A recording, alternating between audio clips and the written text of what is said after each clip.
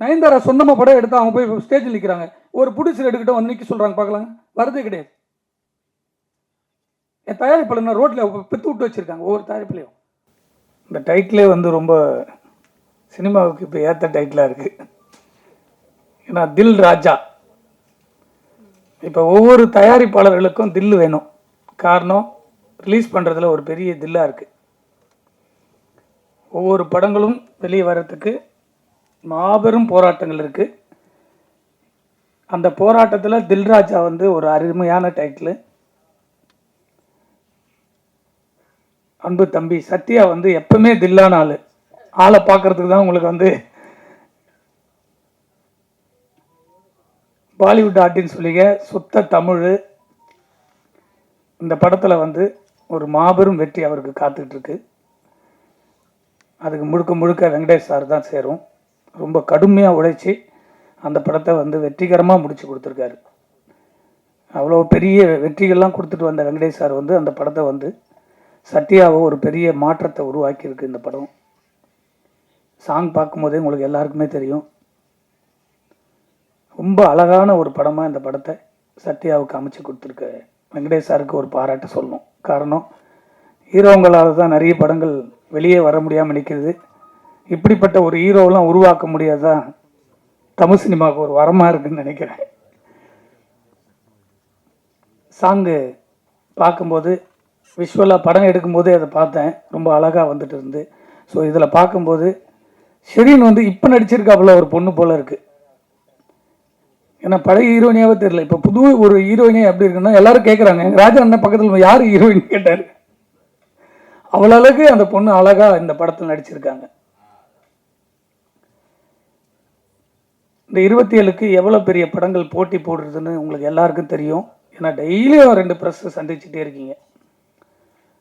ஒரு தயாரிப்பாளருக்கான அங்கீகாரம் எங்கே கிடைக்குன்னு சொன்னால் அந்த வெற்றி படத்தில் தான். இந்த எல்லா படமும் லாஸ்ட் வீக்கு ரிலீஸ் ஆகிருக்கிற படங்களும் வெற்றி படங்கள் தான். அதை மீறி வெளியில் இருக்க போஸ்ட் பார்க்கும்போது ஒரு கார்த்திக் படத்துக்கும் தில்ராஜாவுக்கும் தான் போட்டி கணக்காக ஒரு போஸ்ட் பார்க்கும்போது ஒரு லுக் இருந்தது. நேற்று நைட்டு ஒரு போஸ்ட் பார்க்குறேன்.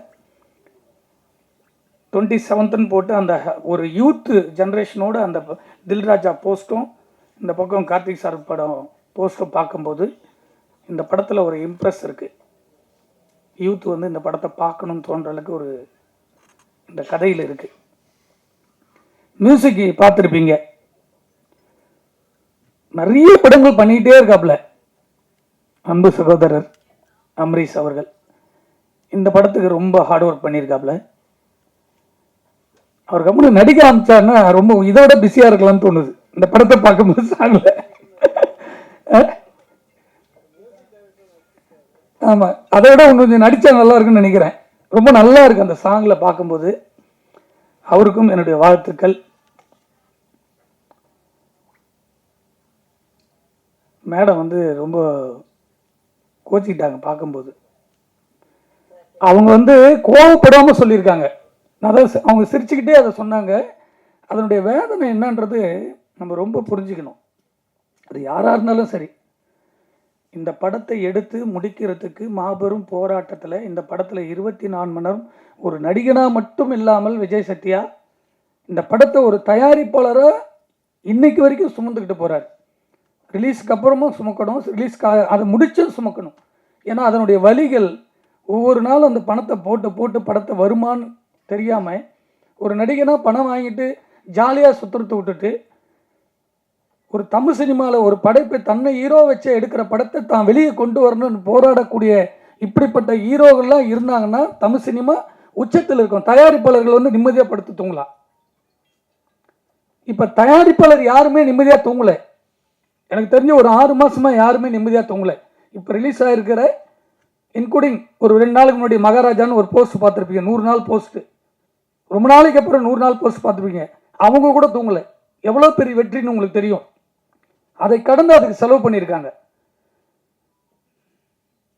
ஆனால் பாம்பேலேருந்து ஒரு ஹீரோயினி அவங்கள வந்து டிக்கெட் போட்ட உடனே அவங்க டீமோடு வந்து இந்த படத்தை வாழ்த்தணும்னு சொல்லி இங்கே வந்து சத்யாவுடைய ரிலீஸ் முன்னாடியே வந்து நிற்கும் போது ரொம்ப நம்ம வந்து மகிழ்ச்சியாக பார்க்க வேண்டியதாக இருக்குது. ஆனால் இந்த படத்தில் சம்பளம் வாங்கிட்டு இந்த படத்திலே நடிச்சுட்டு இந்த படத்துக்கே வராமல் இருக்கிற ஒரு நடிகைகள் பார்க்கும்போது கோபத்தினுடைய உச்சத்துக்கு போக வேண்டியதாக இருக்குது. அவங்க தான் நடித்த படத்துக்கு ட்ரைலரில் இல்லைன்னு அவங்களுடைய ஆதங்கம் அந்த உணர்வு இருக்குது, அதை போட வேண்டியது கடமை. ஆனால் இந்த படத்தில் முன்னுரிமை கொடுத்து நடிச்சிருக்கக்கூடிய சரின்னு அவங்களாம் காணாமல் போன ஆர்டிஸ்ட்டு. அப்படி காணாமல் போன ஒரு ஆர்டிஸ்ட்டை கூப்பிட்டு வந்து நடிக்க வச்சு எவ்வளோ பெரிய டைரக்டர். ஸோ இவர் வந்து ஹீரோவை நடிச்சிருக்காரு. இப்போ இந்த படங்கள் வரும்போது அவங்க 5 நாள் வந்து இங்கே தங்கணும், தங்கி இந்த படத்தினுடைய ரிலீஸுக்கு ப்ரொமோஷன் பண்ணணும். அதுதானே ஒரு ஆர்டிஸ்டுடைய கடமை. அதே போல் சமுத்தியான ஒரு ஆர்டிஸ்ட் நடிச்சிருக்காங்க.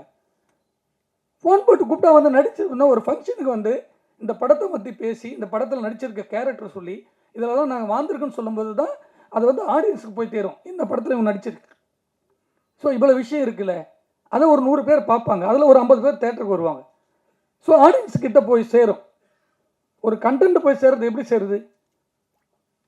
அவங்களே அதில் இருக்கிறவங்க வந்து சொல்லும்போது தான் சந்தோஷம். பெரிய டாப்பில் இருக்க எல்லா நடிகருடைய படத்துக்கு வந்து நிற்கிறாங்க. நான் ஒவ்வொரு ஆடியோ ஃபங்க்ஷன் சொல்லுவேன், எல்லா டாப்பில் இருக்க ஹீரோங்களாம் வந்து நின்று ரஜினி சார்லாம் இப்போ லாஸ்ட் படத்துக்குலாம் வந்து பேசும்போது சந்தோஷமாக இருக்குது. ஆனால் இப்போ அப்கமிங்கில் வரப்போ ஒரு படத்துக்கு இவங்கெல்லாம் வந்து சமித்தியா அந்த பக்கம் இவங்கெல்லாம் ஒரு ஆர்டிஸ்ட் கூட வரலன்னா யாருமே வந்து சும்மா நடிக்கல. ஒரு தயாரிப்பாளருடைய படத்துக்கு எதுக்கு வராங்க? பணம் வாங்கிட்டு தான் நடிக்கிறீங்க. பணம் கொடுக்கலைன்னா உடனே கம்ப்ளைண்ட் பண்ணுறீங்க நடிகர் சங்கத்துக்கு. பணம் கொடுக்குற வரைக்கும் விட மாட்டேன்றீங்க ஒரு தயாரிப்பாளரை. உங்களுக்கு பணத்தையும் கொடுத்து முடிச்சிடறோம், படத்தையும் உங்களுக்கு கௌரவத்தை கொடுத்து நடிக்க வைக்கிறோம். அந்த படத்துக்கு வந்து ப்ரொமோஷன் கொடுக்கலன்னா யார்கிட்ட கேட்பாங்க தயாரிப்பாளர்? இதுக்கெல்லாம் ஒரே ஒரு முடிவு, தெளிவான முடிவு. இனிமேல் எந்த நடிகரும் சரி நடிகர்களும் சரி ஃபங்க்ஷனுக்கு வராமல் இருக்கவே முடியாது. அவ்வளோ திட்டமான முடிவுகள்லாம் சங்கத்தில் இல்லை, ஒட்டுமொத்த சினிமாவே சேர்ந்து எடுத்துட்டு இருக்கு. இப்போ நிறைய விஷயங்கள் நடந்துட்டு இருக்கு, யாருக்குமே தெரியாது. திடமான முடிவு, அந்த படத்தில் நடித்தா வரணும். நம்ம வீட்டு கல்யாணங்க, நம்ம வீட்டு கல்யாணத்தில் நம்மளே வந்து நிற்காம வெளியில் இருக்க ஆளை வந்து நிற்பாங்க சொல்லுங்க. பாம்பேலேருந்து வந்து அவங்க வந்து ஒரு ஆர்டிஸ்ட் வந்து நிற்கும் போது சந்தோஷமா இருக்கு. நீங்கள் வந்து இருந்தீங்கன்னா எங்களுக்கு ஒன்றும் பெரிய ஆறுதலாக இருக்கும். இந்த நடிச்சிருக்க 2 ஹீரோயினியும் வரலன்னா அப்போ எந்த படத்தில் போய் நடிக்க போறீங்க? அப்போ நடிக்காது போயிடலாமே. வேற என்ன, சினிமாவுக்கே வாழ்ந்துட்டு இருக்க எவ்வளோ நடிகர்கள் நடிகைகள் வாய்ப்பு கிடைக்காம தவமா இருக்காங்க. அவங்களுக்கு அந்த வாய்ப்பு கிடைக்கும், அவங்க வந்து அதில் வந்து சந்தோஷப்படுவாங்க. நீங்கள் நடிக்கணுன்ற எண்ணம், எல்லாருக்கும் மெசேஜ் போடுறீங்க, எல்லாரும் இந்த படத்துக்கு வரணும், வாய்ப்பு வரணும் தேடுறீங்க.